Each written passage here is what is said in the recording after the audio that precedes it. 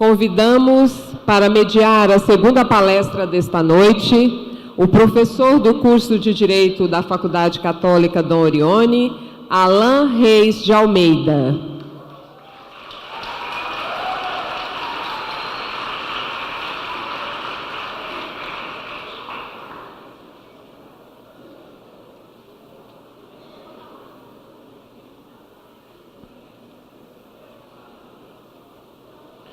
O mediador fará a leitura breve do currículo da palestrante. Boa noite, meus caros. Inicialmente, gostaria de agradecer a lianesa do professor Daniel pelo convite para intermediar essa palestra que tem uma envergadura herculana, que é arquitetura prisional e justiça restaurativa. Numa época em que o nosso país vive um momento de desfacelamento das instituições de persecução penal, onde muito se trabalha aquela ideia de direito penal do inimigo, aquele direito penal clássico, onde o criminoso é a principal figura do fato criminoso como um todo. A gente traz uma ideia de justiça restaurativa, onde a vítima também passa a ter um papel importante nesse processo, uma tentativa de trazer um status quo desse fato criminoso.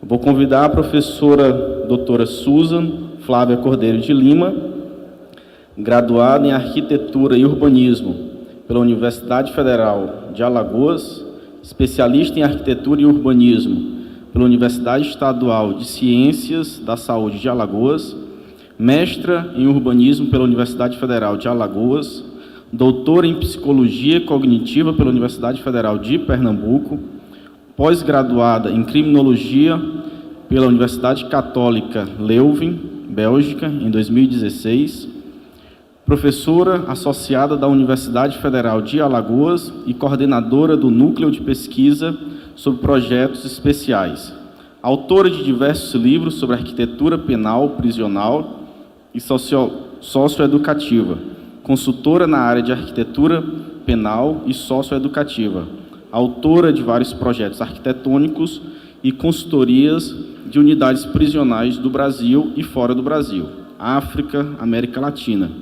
Foi membro do Conselho Nacional de Política Criminal e Penitenciária, CNPCP, 2011 a 2013, docente do Programa de Pós-Graduação em Dinâmica do Espaço Habitado. Convido a professora a passar a palestra sobre arquitetura prisional e justiça restaurativa.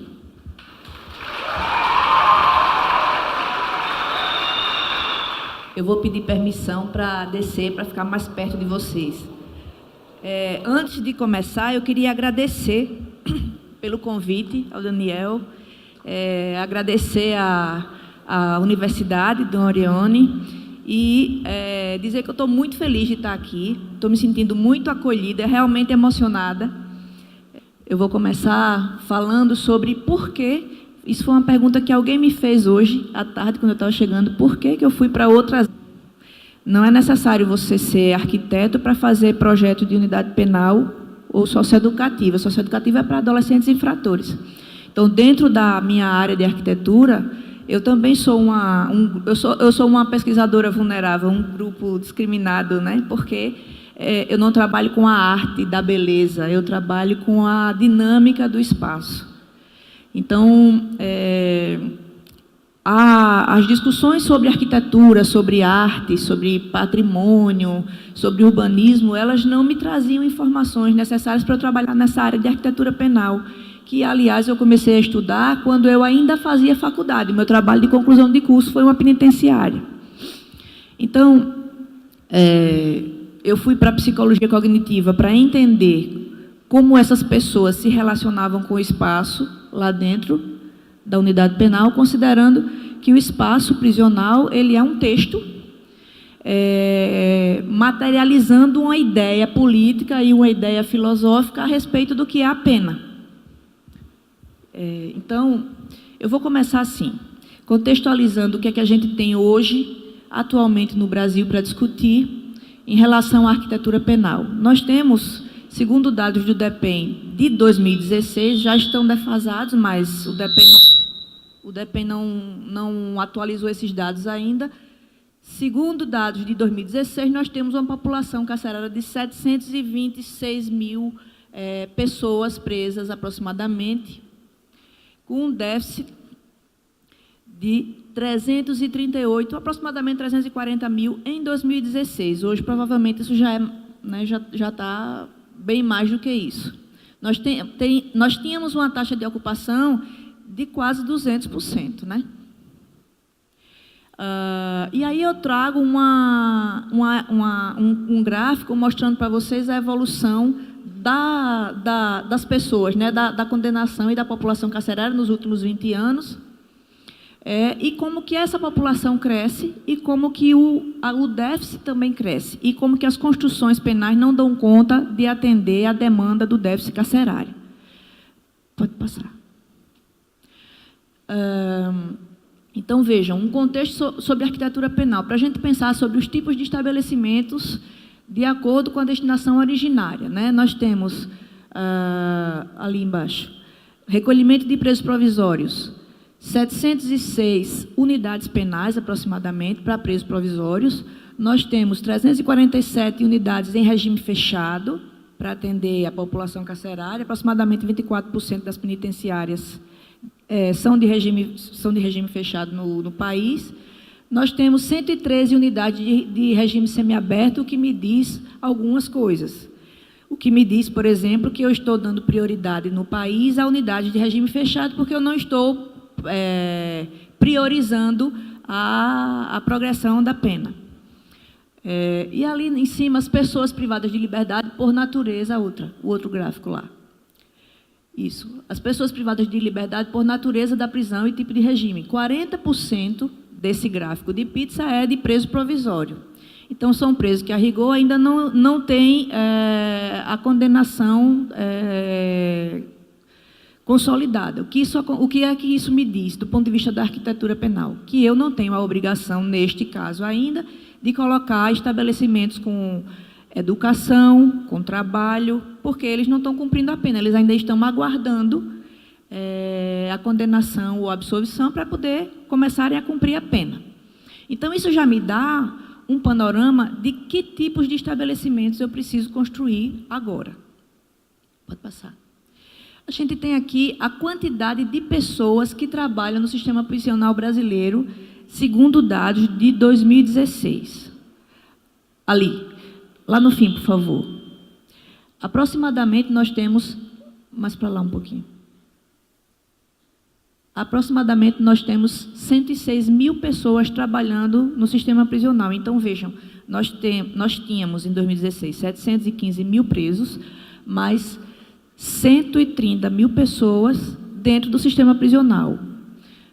Essas pessoas, elas trabalham e vão para casa dormir, enquanto o preso fica lá o tempo inteiro. Eu passei 45 dias dentro da penitenciária, trabalhando um estudo etnográfico, e ia para casa dormir. E essa experiência de ficar dentro da unidade penal, ela é uma experiência de quase prisão, em que você vivencia os espaços insalubres, inseguros, sujos, fétidos, doentes, com uma carga de estresse altíssima, porque você não pode confiar em ninguém lá dentro, porque você está vulnerável a qualquer tipo de violência e você não sabe se sai durante a noite. Então, vejam, na verdade, em 2016, a gente não tinha só 715 mil presos. A gente tinha quase 900 mil presos, porque as pessoas que trabalham no sistema também estão presas lá dentro. E interessante notar que essas pessoas que trabalham lá no sistema, elas também são discriminadas na sociedade livre, e elas são vistas como escória da mesma forma, quase da mesma forma que os presos. Pode passar. Aí eu vou trazer um contexto que é interessante. Quando eu participei do conselho do CNPCP, o CNPCP é o órgão da execução penal que define as diretrizes, o programa de política criminal e penitenciária. E uma das atribuições deste conselho é definir as diretrizes de arquitetura penal. Esse conselho, ele publicou uma resolução sobre a arquitetura penal em 2011, novembro de 2011, que foi considerada um grande avanço do ponto de vista dos direitos humanos no Brasil. Inclusive, em 2012, quando o Brasil foi denunciado na Corte Interamericana de Direitos Humanos, esta resolução foi uma das razões que absolveu o Brasil, porque o Brasil já estava a caminho de melhorias do ponto de vista dos direitos humanos dentro do sistema prisional. Acontece que, quando essa resolução ela foi publicada, houve uma polêmica muito grande em relação ao programa de necessidades dos estabelecimentos penais. Por quê? Porque, até então, os estabelecimentos penais, quando eles eram projetados considerando só a quantidade de vagas e a quantidade de celas, e ponto. Mas, se você tinha 100 presos ou 500 presos, você tinha o mesmo espaço para as salas de aula, o mesmo espaço para trabalho, o mesmo espaço de refeitório, o mesmo espaço de cozinha, ou seja, não se pensava em atendimentos, espaços proporcionais àquela demanda, porque não era interessante, não era interesse do governo até ali. Então, com essa resolução, uma das questões que foram levantadas e que, entre aspas, aumentou, encareceu o custo da construção civil, era que os espaços precisavam ser proporcionais. Até então não eram. Então, isso encareceu as penitenciárias. E aí, nesse mesmo período, houve o lançamento do Programa Nacional de Apoio ao Sistema Prisional, que destinou aproximadamente 1 bilhão de reais para a construção de novas unidades. E eles estavam priorizando trabalhar com 60 mil vagas para as unidades femininas e com a diminuição correram com os projetos que já estavam prontos há 2, 3 anos atrás, e os projetos não foram aprovados por conta de não atender essas demandas proporcionais de proporção de espaço que estavam vigendo a partir daquele momento. Essa resolução, ela vigorou até 2017, e eu não sei se vocês acompanharam, mas no final do ano passado, houve uma movimentação de vários organismos internacionais, o Organismo Internacional de Combate à Tortura, a Cruz Vermelha, a Unesco, o UNOPS, vários organismos internacionais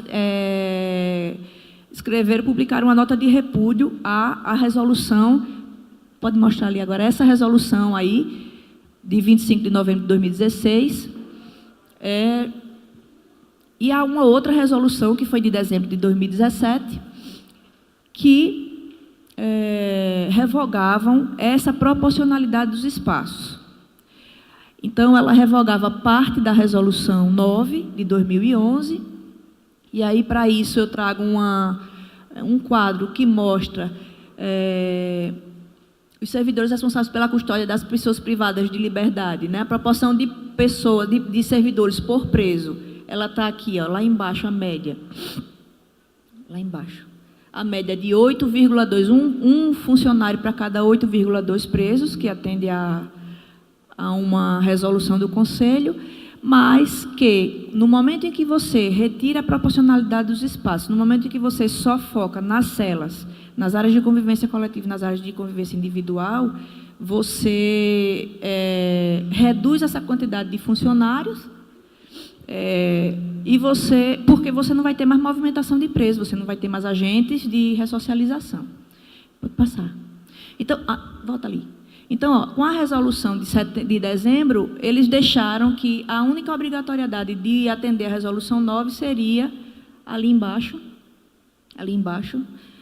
a de atender a proporcionalidade para módulos de vivência coletiva, individual e o módulo de saúde. E, fora isso, não é mais obrigatório nem a escola, nem o trabalho, nem o tratamento penal, nem a triagem, nem o módulo de agentes penitenciários, e assim vai. Aí, teve uma outra resolução que foi publicada na metade de 2016, que dizia que só se considera agora superpopulação carcerária quando a capacidade do estabelecimento ultrapassar em 37,5%. Então, se o estabelecimento penal tiver com a capacidade sobressalente, né, até 137,5%, ele não é considerado superpopulação do estabelecimento penal. A partir de 137,5%, pode-se considerar superpopulação carcerária, e aí o gestor pode solicitar providências para diminuir ou para resolver do ponto de vista de solturas e outros mecanismos que existem para diminuir essa superpopulação. O que é que isso impacta na penitenciária? Quando você projeta uma casa para 4 pessoas e você calcula o tamanho da caixa d'água para abastecer a casa para 4 pessoas, que vão utilizar, sei lá, 5, 10 minutos de banho por dia, 2 vezes ao dia, que vão lavar prato, que vão cozinhar, e aí com 2 banheiros, ou seja, 2 vasos sanitários com esgoto que vão chegar numa fossa, e essa fossa vai encaminhar para outro lugar. Quando a gente faz esse cálculo, a gente não está prevendo que vai ter uma superpopulação dentro da casa. E quando a gente tem a sobrecarga dessa infraestrutura, obviamente que a gente tem problemas no funcionamento da casa. A mesma coisa acontece com as penitenciárias. Se você faz uma penitenciária para 500 pessoas e todos os cálculos e todos os espaços são para atender a uma demanda de 500 pessoas, se você coloca 37,5% a mais do que 500 pessoas, você sobrecarrega a estrutura em 37,5%. Aí, segundo a resolução 9, a gente tinha esse programa de necessidades ali, que é subdividido, em que os estabelecimentos penais são subdivididos em setores externo, intermediário e interno. O setor externo é o setor de administração, é o mais próximo da sociedade. O setor intermediário é onde acontecem os encontros entre a sociedade e o preso, por exemplo, visita, por exemplo, saúde, por exemplo, tratamento penal, e o setor intermediário e o setor interno, que é o setor de segurança máxima. Então, a resolução 9, ela trazia discriminado todo um programa de necessidades para cada um dos módulos que compõem a unidade penal. E dentro da unidade penal feminina, aí a gente faz um recorte de gênero, dentro da unidade penal feminina nós temos o Estatuto da Criança e do Adolescente, que garante à criança o direito de ser amamentado e de conviver com sua mãe até os 6 anos de idade. Não havia a obrigatoriedade de se colocar creche e berçário dentro da unidade penal. E aí há uma outra polêmica interessante, porque aí a gente vai deixar a criança dentro de uma unidade penal até os 6 anos de idade, mas e a criança precisa ser penalizada e ficar distante da sua mãe, porque a sua mãe cometeu o crime que ela não cometeu? Então, essa é uma discussão bastante interessante. E há formas de se trabalhar garantindo esse direito da criança sem que a criança conviva com o espaço prisional em si, como eu vou mostrar mais adiante. E aí, com a resolução anterior, depois com a resolução de 2016, volta lá, por favor, passa-se a ter a obrigatoriedade só do setor intermediário com o módulo de saúde e do setor interno com a vivência coletiva e com a vivência individual. E todas essas outras atividades, elas deixam de existir dentro do sistema prisional. Não há mais a obrigatoriedade. Pode passar. Aí é interessante porque, do ponto de vista dos dados, para a gente analisar um pouquinho sobre o que é que a gente faz com essa superpopulação. A gente abriga como? A gente vai construir mais unidades penais? O que é que a gente vai fazer? Então, para se falar um pouquinho sobre os projetos de arquitetura, eu trouxe só um panorama do Mecanismo Internacional de Combate à Tortura, que mostra quais foram os entraves e problemas decorrentes da não utilização deste recurso de 1 bilhão que foi destinado ao sistema prisional em 2011. Um dos entraves, o maior entrave foi a alteração e inadequação do local de construção. O terceiro maior entrave foi a inadequação e a incompletude do projeto de engenharia. Bom, e aí por que eu estou destacando esses dois? Porque o que é que acontece? Quando a regulamentação entrou em vigor em 2011, o Departamento Penitenciário Nacional desenvolveu projetos de referência para doar para os estados.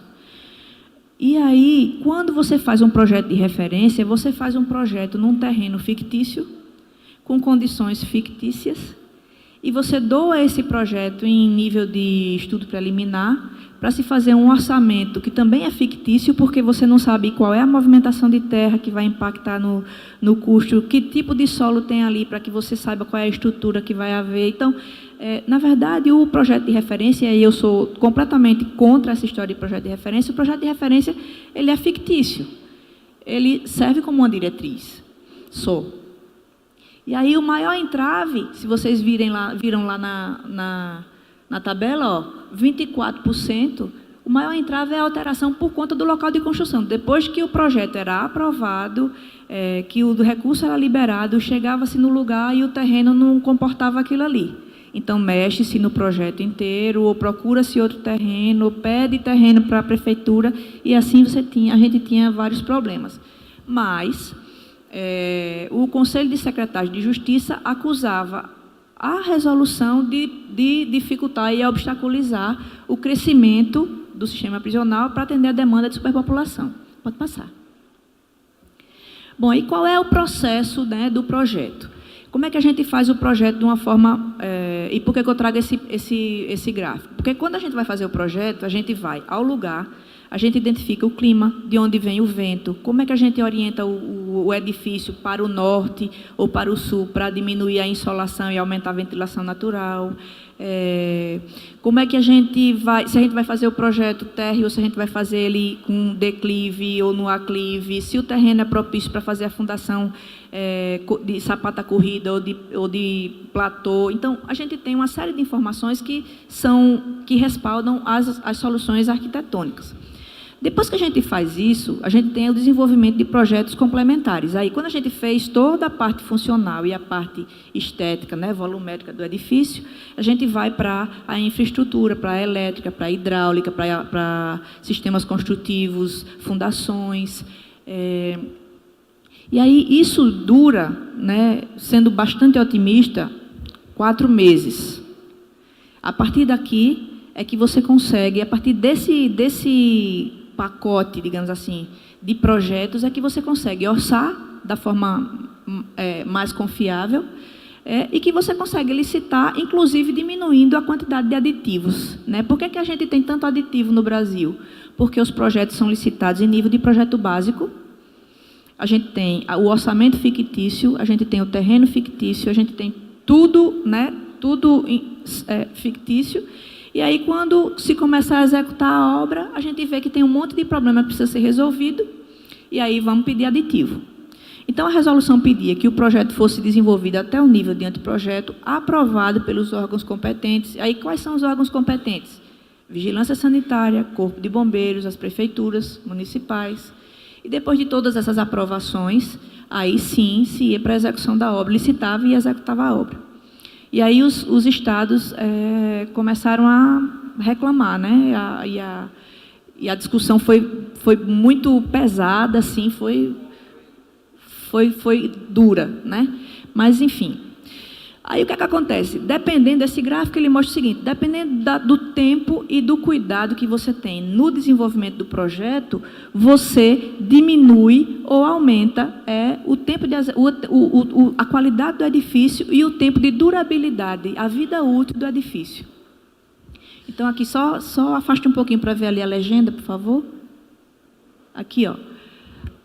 A capacidade para influir no desenho. Em o azul, a capacidade de influir no desenho. Quando você tem uma capacidade alta de influência no desenho, você diminui as intervenções na construção da obra. Quando você demora muito pouco tempo no projeto, aí você tem os impactos inversos, as interferências inversas, né? Então, é só para mostrar para vocês que o projeto é um momento extremamente importante para se trabalhar qualquer edifício. Isso serve para qualquer um, para a educação, para a saúde, para a casa da gente, para tudo. Pode passar. Bom, mostrando esse panorama em que o Brasil, agora de 2016 para cá, retrocede no grande avanço relacionado aos direitos humanos para a infraestrutura do sistema prisional, eu trago para vocês o que é a demanda de segurança na construção de estabelecimentos penais no Brasil. O que é que os secretários pediam? O que é que a população pede? Por que o estabelecimento penal é tão caro? Porque, afasta aí um pouquinho, Só para ver o slide todo. Pronto. Por quê? O que é que a gente precisa? Construir rápido. E para construir rápido, 3 meses, 4 meses, 5 meses.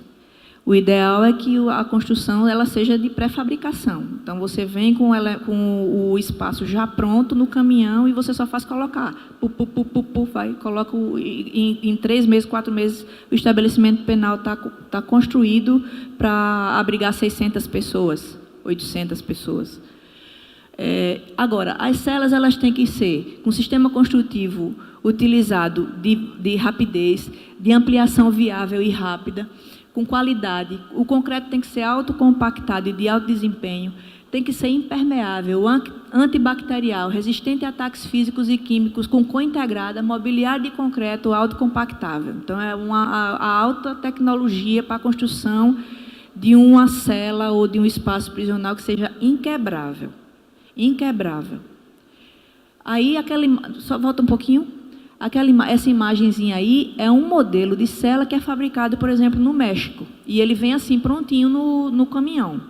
Ele vem com 4 celas, 2 embaixo, 2 em cima, e o corredor integrado. Eles colocam no caminhão, cada caminhão traz 2 celas, cada carroceria traz 2 módulos desse. Então, chegou no lugar, é um dia para colocar um corredor inteiro, né? E, nesse caso, aí o mobiliário é de aço inox. Aí, como é que é? O que é no Brasil? Pode passar o próximo. No Brasil, não sei se vocês já viram isso. Vocês já viram esse modelinho aí? Essa tipologia ali, lá em cima, nessa foto, vejam, aqui na foto, aí, pronto.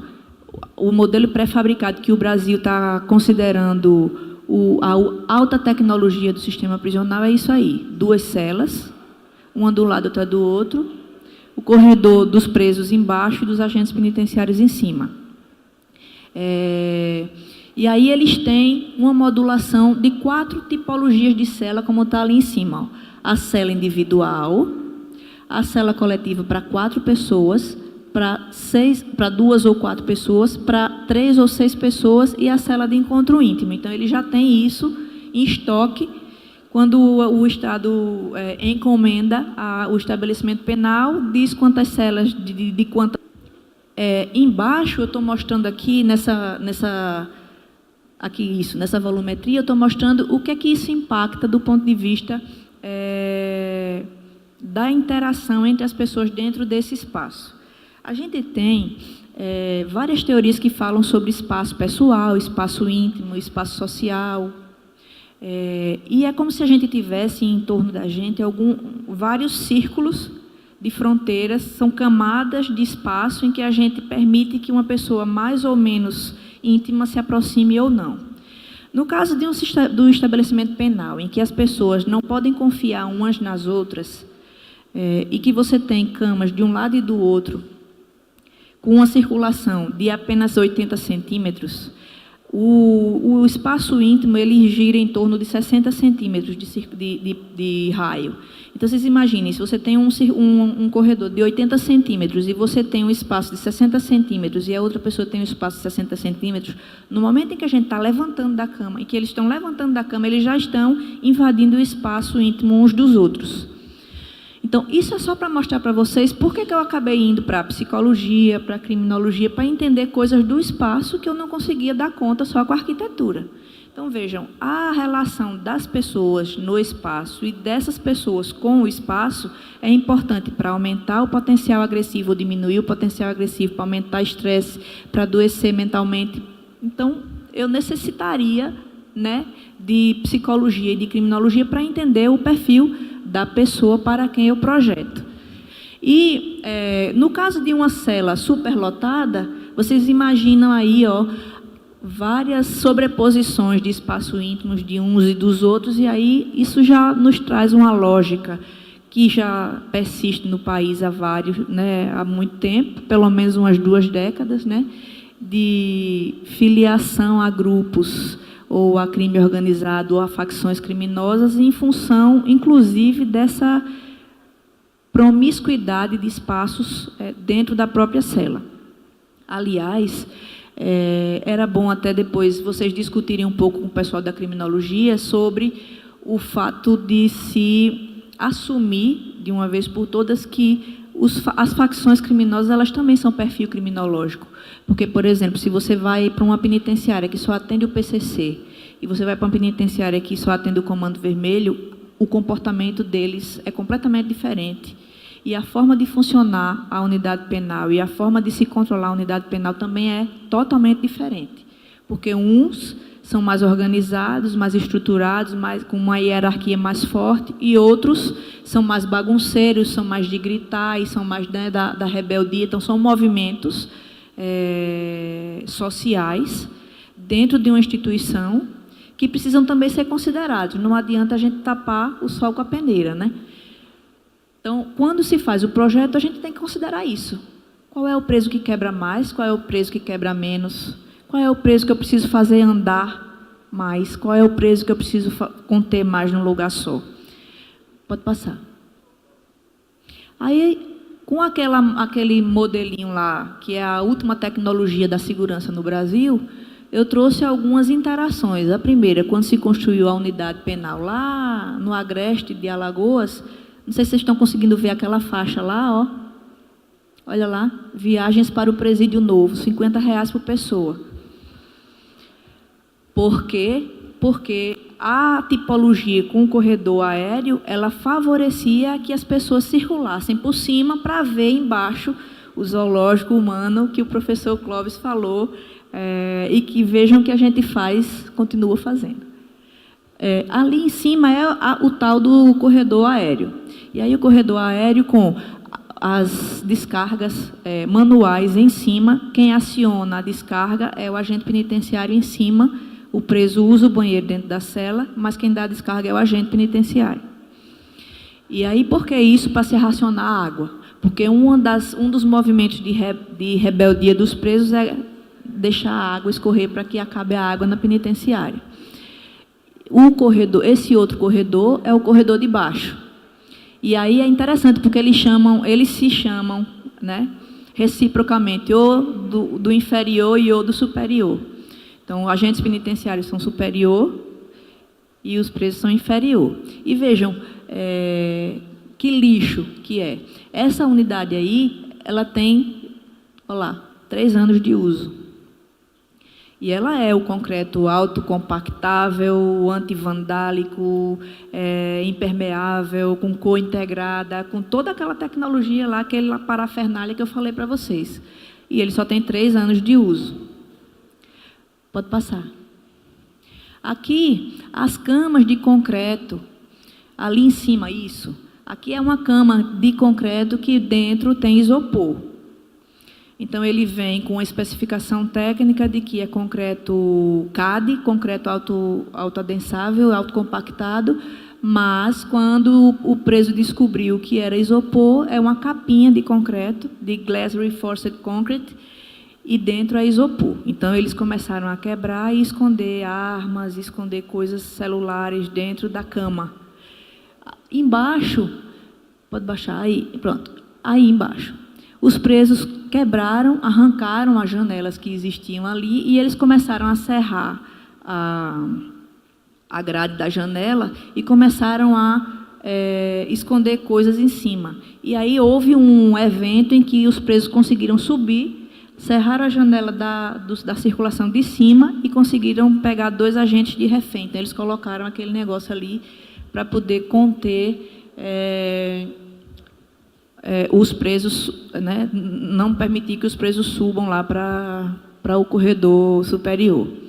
Vamos lá. Então, vejam só, quando a gente pensa em estabelecer como obrigatoriedade apenas as áreas de convivência, celas, né, coletivas e individuais, e a saúde, e não mais, absolutamente nada, não ter mais atividade física, não ter mais escola, não ter mais trabalho, a gente está potencializando essa busca incessante, né, por quebrar, por subverter essa lógica espacial materializada do controle dos corpos.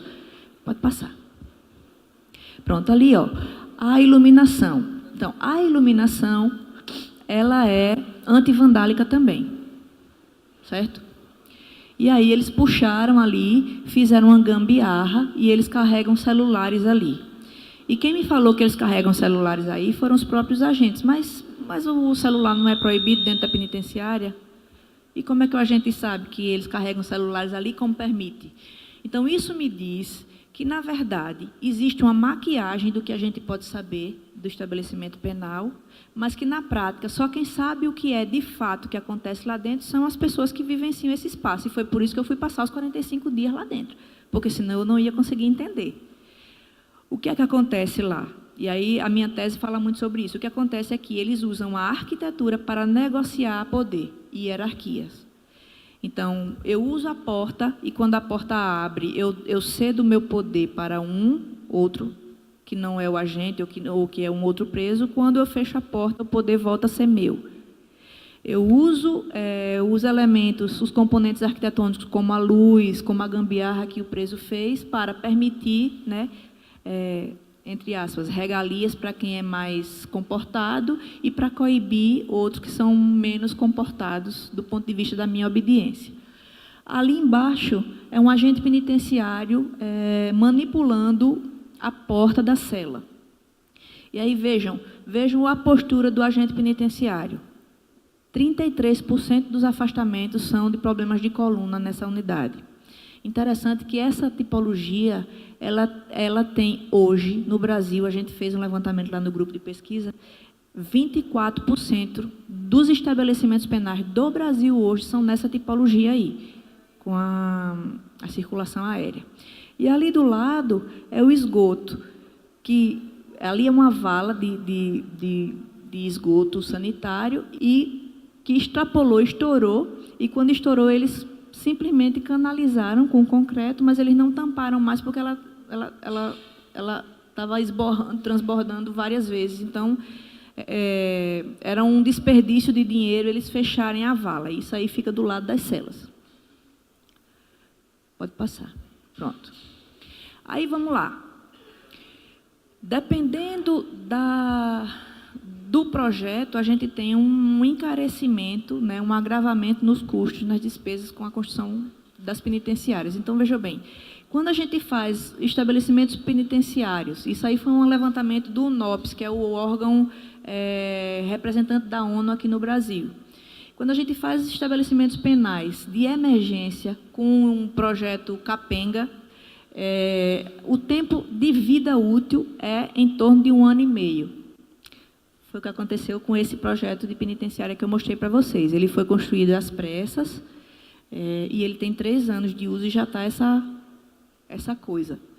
Né? Então, à medida que você se debruça mais no projeto arquitetônico para atender a demanda do estabelecimento penal, você aumenta a vida útil desse estabelecimento. Embora, particularmente, eu seja contra a pena de prisão. Eu sou totalmente contra. Então, eu estudo arquitetura penitenciária para entender que outras soluções seriam possíveis para a gente trabalhar com esse controle social. Porque esse sistema prisional e essa estrutura, né, e essa arquitetura e essa infraestrutura já estão mais do que falidos. Mas está ali. Qual é né, comparativamente o custo de um estabelecimento penal em relação ao custo de uma casa, por exemplo? Está ali, ó, proporcionalmente. O estabelecimento penal de segurança baixa e é semelhante a um edifício de oficinas, então ele não é tão mais caro do que uma casa. Ele é só metade, né, 50% mais caro do que uma casa. À medida que você vai aumentando a segurança, você aumenta muito, impacta muito no custo por vaga e no custo por metro quadrado. Então, se hoje, pode passar, se hoje a gente tem um cúbio, custo unitário básico na construção civil, que para a casa de alto padrão de luxo, o metro quadrado custa em torno de R$ 1.800, no caso da penitenciária, vocês multiplicam isso por 8, dependendo da segurança. A segurança máxima é 8 vezes isso. Aqui é um levantamento que foi feito pelo próprio Departamento Penitenciário em 2011. Então, quando eles estavam simulando que gastos eles iam ter com o sistema prisional para esse Programa Nacional de Apoio ao Sistema Prisional, para ampliação de cadeia pública, os projetos que eram do tipo convencional, eles custavam R$ 19.000 por vaga. tá? E os projetos com recursos da própria universidade, do próprio Estado, eles baixavam para R$8.000. Por que será que quando o governo federal banca é 19 mil e quando é o Estado que banca é 8 mil? Isso é uma questão interessante de se discutir. E para a construção de novas unidades, na cadeia pública, o custo por vaga subia para 42 mil para pré-fabricado, enquanto que para o convencional era 33 mil, se fosse do Estado, né?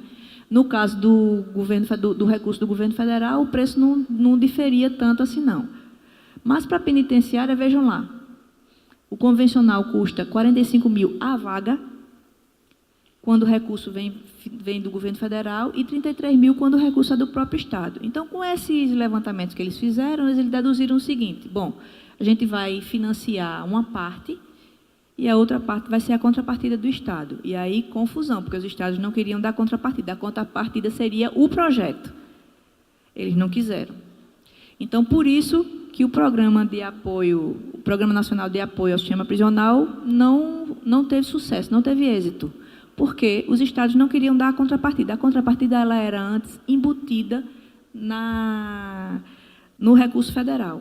E quando, a partir da resolução de 2011, era necessário que você entregasse o projeto, e era o projeto que era a contrapartida, aí o Estado não queria mais gastar com esse dinheiro. Então, vamos lá. Pode passar.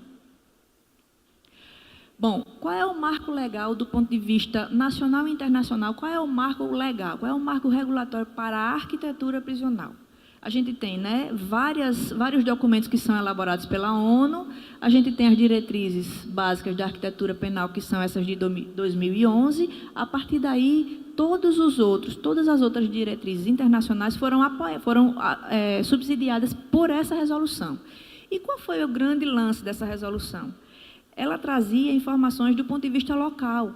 Por exemplo, o Brasil ele é dividido em 8 zonas bioclimáticas. Então, o que é uma zona bioclimática? Zona bioclimática é uma área que tem as mesmas condições de temperatura, de umidade, de ventilação, de velocidade de vento, de insolação. Então, o Brasil tem 8. Quando a gente trabalha para cada uma dessas zonas bioclimáticas, a gente tem especificidades. Por exemplo, uma cela para o Rio Grande do Sul não pode ser a mesma cela para o Tocantins ou para Alagoas. Porque Tocantins e Alagoas são da zona bioclimática 8, enquanto que o Rio Grande do Sul é da zona bioclimática 3 ou 4. Então, o tamanho da janela, a orientação para o norte muda, a ventilação muda, a insolação muda, a temperatura muda, e aí o material de construção também precisa mudar. E aí, bom, quando a resolução de 2011 traz isso, todas as outras diretrizes internacionais começam a observar nos seus lugares, nos seus países, como trabalhar as condicionantes de terreno e as condicionantes bioclimáticas. Então, foi um grande avanço. E aí, quando chega em 2017, a resolução 2 de 2018, quando chega em 2018, a resolução 2 de 2018 revoga essa resolução, que foi o grande avanço, inclusive, do ponto de vista mundial. Então, o que é que o Brasil, de fato, está querendo? Pode passar. Aí, eu trouxe só uma cela da Bélgica, porque foi onde eu fui fazer o pós-doutorado, né? Então, eu visitei as unidades. Bom, na Bélgica, os materiais, eles são antivandálicos, mas são para celas individuais. A cela não é de 6 metros quadrados, como a lei de execução penal determina. Elas são de 5,2 metros quadrados, e eu já fiz vários estudos de simulação para ver qual é a área mínima, né, necessária para uma cela individual. De fato, a gente não precisa dos 6 metros quadrados para uma cela individual. Mas, vejam, eles usam cor, eles usam espaço para você guardar os seus pertences. Não há a busca por humilhar, por segregar, por isolar, por constranger. Não existe essa possibilidade lá. Agora, é interessante que a grande maioria da população carcerária na Europa é de latino-americanos. Né? É de latino-americanos. Não são os europeus que ocupam as penitenciárias lá, o sistema penitenciário europeu. Então, é interessantíssimo isso. Por que será? Pode passar. E aí eu trouxe algumas tendências, né, internacionais para a gente pensar um pouco sobre que tipo de sistema prisional a gente precisa. De fato, eu sou contra o sistema prisional da forma como ele está hoje, mas eu não sei dizer que solução nós teríamos, porque o controle social ainda é necessário, né? Então, eu não sei dizer qual a solução, mas eu sei que isso, do jeito que está, não deve ficar. Então, eu trouxe algumas tendências, alguns bons exemplos de outros países para a gente pensar um pouco sobre como que a gente poderia estar trabalhando isso. Obviamente, a criminologia, a psicologia, a antropologia, a arquitetura, o direito, a gente precisa trabalhar de uma forma interdisciplinar, porque se a gente não trabalhar de forma interdisciplinar, as ciências isoladas, né, endógenas, elas não vão conseguir dar conta de um problema que é complexo. Então, aqui é uma unidade na Argentina, que trabalha, é uma unidade mista, feminina de um lado, masculina do outro, e a área de tratamento penal é essa área central que interliga os dois estabelecimentos de gênero. E aí o que é que acontece? Eles trabalham com casas, não sei se vocês conseguem ver, mas são casas com 8 pessoas. Então, é uma casa, cada módulo de 8 pessoas, cuida da sua própria comida, lava sua roupa, limpa sua casa. Então, eles reproduzem uma microsociedade dentro dali, de maneira a induzir as pessoas a compartilharem e a entenderem que cada um tem sua função, tem seu papel, né, na convivência coletiva. Pode passar. E aí, dentro da casa, é assim que ela se configura. Você tem uma área de serviço, você tem celas embaixo, não são celas, são quartos embaixo e em cima. Ali a área de banho de sol para as pessoas que estão com algum problema aí, que não podem sair da unidade da casa por alguma razão. E o agente penitenciário, volta ali para o... Aqui, isso. E o agente penitenciário, ele fica naquela ilha ali do meio, ó. Mas ele não fica isolado, porque a convivência é uma convivência de restauração de vínculos. E aí entra a questão da justiça restaurativa. Não é a ressocialização, porque ressocializar não é um termo adequado. Como é que você vai ressocializar, né? E aí essa questão da ressocialização, ela precisa começar a ser, de novo, né, resgatada para se discutir o que de fato a gente quer. Porque o que de fato a gente quer, me parece, que é restaurar vínculos com a sociedade. E aí a gente nem restaura esses vínculos com a sociedade, porque a gente não admite isso. E aqueles que a gente não quer que os vínculos sejam restaurados e que vão precisar de um atendimento diferente, a gente também não assume que olha para eles dessa forma. Então, ali, nesta área aqui, existe um exame criminológico e psicossocial que é bastante rigoroso, no sentido de identificar, de fato, as vocações e as potencialidades das pessoas, e os agentes, eles ficam ali como agentes de reintegração e de restauração de vínculos mesmo. Não há isolamento. Ali embaixo, aquela foto é de uma unidade materno-infantil dentro dessa proposta da Argentina. Então, você tem as casas para as presas que não estão com criança, e aqui, esse módulozinho pequenininho ali, é um módulo para as presas que estão amamentando e cuidando de crianças. Pode passar. Aqui é uma unidade na Espanha, e aí com materiais, especificação de materiais construtivos antivandálicos. Isso aí são vidros antibalísticos de 10 centímetros de espessura, mas você não percebe a característica de aprisionamento, de isolamento, de segurança, de força, de contenção. Não há essa lógica no projeto arquitetônico. Não há. Né? Então, a entrada está ali em cima, só para que vocês vejam que o padrão do projeto da penitenciária Fortaleza não é mais adotado, né, e implementado nos outros países. E para nós aqui no Brasil, parece que quanto mais a gente remete, né, e remonta uma fortaleza medieval, melhor. Mais a percepção de segurança, que na verdade não é percepção de segurança, muito pelo contrário, é um equívoco no que é a definição de segurança do ponto de vista cultural. Pode passar. Aqui também é uma unidade na Espanha. E aí, vejam, a transparência é que é a segurança. É você olhar para todos, mas a garantia da privacidade, da intimidade dentro do parlatório com o seu advogado, ela é mantida. Em cima, vocês têm as imagens de coleta de energia solar, né? Painéis fotovoltaicos, e você tem o armazenamento e a ideia da sustentabilidade, ela é, de fato, implementada nos estabelecimentos penais na Europa.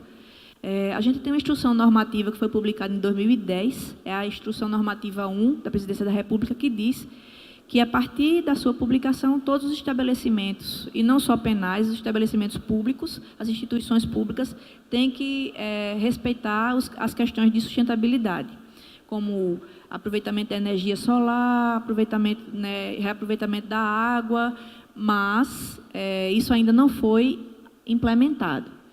Então, pode passar. Aqui é um exemplo interessante do Canadá. Eles fizeram um estudo antropológico porque é uma grande parcela da população carcerária de indígenas. Então, eles fizeram um estudo antropológico nas tribos lá do Canadá e eles reproduziram o cosmos, né, dos indígenas e a configuração espacial com o espaço sagrado no meio, não sei se vocês conseguem visualizar, e as tipologias de casa, do mesmo jeito que são as da Argentina, para que a pessoa consiga, dentro da sua cultura, dentro do respeito aos seus valores culturais, trabalhar a restauração de vínculos com a sociedade. Pode passar. Dentro é assim, 2 modelos de casa, certo? E aí, dentro dessa unidade, você tem a progressão de regime. A unidade de regime fechado, ela tem uma configuração espacial, e a unidade de regime semiaberto tem uma outra configuração espacial, em que você tem mais liberdade para sair e depois voltar para o estabelecimento, no modelo campus. Pode passar. Aqui é uma unidade nos Estados Unidos, para jovens adultos. E aí, vejam, de novo, a quebra do paradigma da grade, da jaula, do concreto, da pedra, da guarita, né? Se trabalha com cores, ainda que a especificação de materiais ela seja rigorosa e com alta resistência, você não percebe essa constrição dentro da arquitetura. Pode passar. Aqui é um outro modelo dos Estados Unidos, também trabalhando sustentabilidade, reaproveitamento de água, energia solar, ventilação, tudo mais. Pode passar. Aqui uma unidade em Madrid, unidade materna em Madrid, que aí trabalha, e isso aqui é interessante porque, vejam, ali em cima, primeiro, pronto, aí. Vejam, ela é inserida dentro da cidade. Então, eles começaram agora, de 2014 para cá, eles começaram a estudar os vazios urbanos dentro da própria cidade, e dentro dessa urbe, eles identificam terrenos que são propícios para se construir unidades menores, e aí as pessoas da comunidade, elas começam a interagir já muro a muro, não existe mais um muro, é a própria comunidade quem, digamos, vigia o perímetro da unidade penal. Então, esse é um exemplo, ó. Ela está atrás de uma escola. Se vocês verem uma das fotos ali, por favor, ali, ó. Olha lá, tá vendo? Colorida, vermelho, azul e branco ali, atrás de uma escola de ensino fundamental. E aí as crianças das mulheres, elas estudam nessa escola, as mulheres ensinam as tarefas e depois a criança vai com seus responsáveis e elas ficam lá dentro. Então, a criança não convive no espaço prisional. Aqui é uma unidade lá da Bélgica, que tem trabalhado com a reprodução, né, capitalista da sociedade. Então, vejam, aí de novo um módulo de celas coletivas e individuais. A central, né, do agente penitenciário, ela não é isolada, se vocês virem ali, ó, tem várias pessoas ali, mas não está fechado, eles interagem, né, corpo a corpo com as pessoas. E aí o trabalho deles, eles têm uma remuneração que é depositada num cartão, é como se fosse um dinheiro virtual, em que eles podem comprar, o trabalho deles é recompensado monetariamente, e eles podem comprar nesse mercadinho que está ali na foto, os produtos de luxo que eles acham que eles desejam. Então, é um supermercado dentro da própria unidade penal. Eles não pegam o dinheiro, mas eles usam os cartões. Pode passar. Bom, enfim, eu trouxe algumas provocações para a gente pensar um pouco sobre que sistema prisional a gente quer e que a gente tem outras possibilidades de trabalhar o sistema prisional, buscando essa restauração de vínculos. Então, a justiça restaurativa ela tem sido a tendência, né, na Europa, e os Estados Unidos também está começando a retroceder na questão do encarceramento em massa, exatamente porque eles já perceberam que não adianta esse encarceramento em massa. Mas a gente teve uma notícia na semana passada do ministro Alexandre Moraes, que falava, que trazia um projeto de lei para recrudescer o tempo de pena, né? O tempo de pena para 40 anos, tempo máximo de pena para 40 anos, e criando, né, mais uma categoria de vários crimes que passam a ser crimes hediondos. Então, a gente só para mostrar que a gente está indo na contramão do que o mundo inteiro está enxergando, né? Como se a gente tapasse os olhos e dissesse, não, a gente não quer enxergar. Só mais um detalhezinho. Agora, eu estou fazendo uma pesquisa sobre o sistema privado, né? Porque existe um projeto de lei que está tramitando no Senado também para a privatização do sistema prisional. Vocês sabem disso, né? Então, aí o IPEA encomendou uma pesquisa e eu estou fazendo essa comparação entre o sistema privado e o sistema público. E é interessante que, do ponto de vista das construções prisionais, as penitenciárias do sistema privado, das PPPs, elas saem mais baratas do que o sistema público. E por que elas saem mais baratas do que o sistema público? Não é porque elas são mais fracas, não. É porque o projeto é bem elaborado para diminuir ao máximo o custo do preso. Então, a quantidade de pessoas que precisa trabalhar é menor, a quantidade de movimentações que o preso faz é menor, todos os espaços de escola, né, de educação, de trabalho, de saúde, eles estão lá, mas, mesmo assim, há uma racionalidade muito maior na distribuição dos espaços, de maneira que você diminui o custo por preso. Aí é interessante que, no contrato da PPP de Minas, por exemplo, o custo por preso está em 2.800. Não, 3.800. O contrato de cogestão de Alagoas, o preço está em 3.500, mas a obra não está entrando. Neste caso da PPP de Minas, a obra entrou. Então, no final das contas, o que é mais vantagem? É você demorar mais fazendo o projeto para elaborar, né, e construir unidades mais racionais, e aí eu não estou defendendo a PPP, não, eu estou só dizendo assim, que eles são mais racionais do ponto de vista do projeto e da construção, né? Então, o que é melhor? É a gente demorar mais com o projeto, né, visando, né, vislumbrando um outro futuro, ou é a gente estar o tempo todo preocupado com essa questão do superencarceramento e como é que a gente vai dar conta das 500 unidades que a gente tem que estar construindo dia a dia? Bom, pode passar. É isso. Só para finalizar, retire o homem que você não tem o espaço. Retire o espaço que você não tem o homem. Então, nós interagimos, nós dialogamos, nós reagimos, nós impactamos nos espaços em que nós vivemos. Que espaços nós precisamos para o sistema prisional? Obrigada.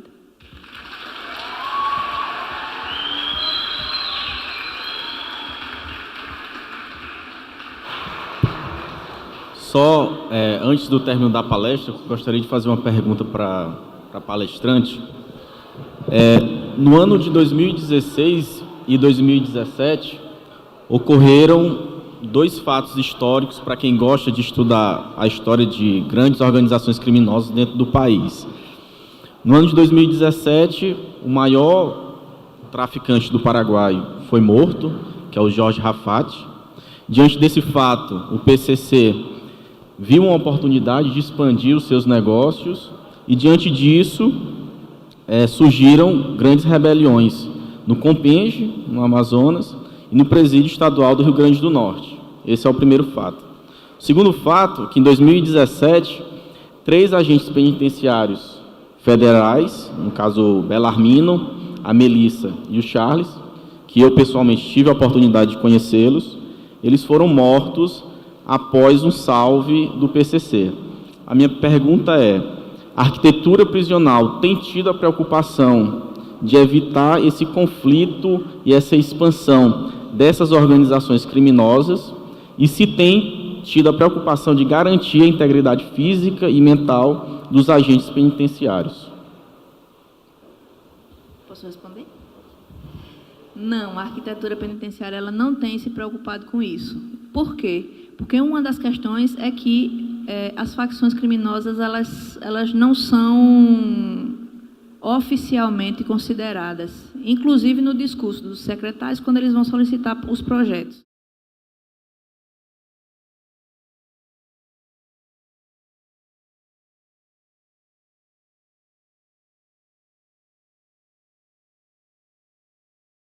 Há uma reorganização, uma auto-organização do sistema prisional, de cada unidade, né, que é negociada entre presos e gestão. E que é como se eles olham para o espaço que está disponível, que está posto, e aí eles negociam que formas eles podem ocupar para que seja o menos agressivo, o menos conflitante possível. E é interessante porque quando o arquiteto procura a informação, primeiro que ele não sabe perguntar. A gente não tem a formação de entrar na penitenciária, como eu falei, né, uma arquitetura menor. A gente é discriminado, inclusive, dentro da academia, quando está trabalhando com arquitetura prisional. Então, a gente não sabe perguntar, e quando a gente pergunta, a gente não tem a resposta verdadeira, porque os agentes não querem dizer exatamente o que acontece, os presos também não querem dizer exatamente o que acontece, os familiares têm medo de dizer o que acontece e os gestores só falam aquilo que interessa para eles. Então, a gente não sabe o que é que acontece lá dentro para projetar de maneira adequada. Que agradeço.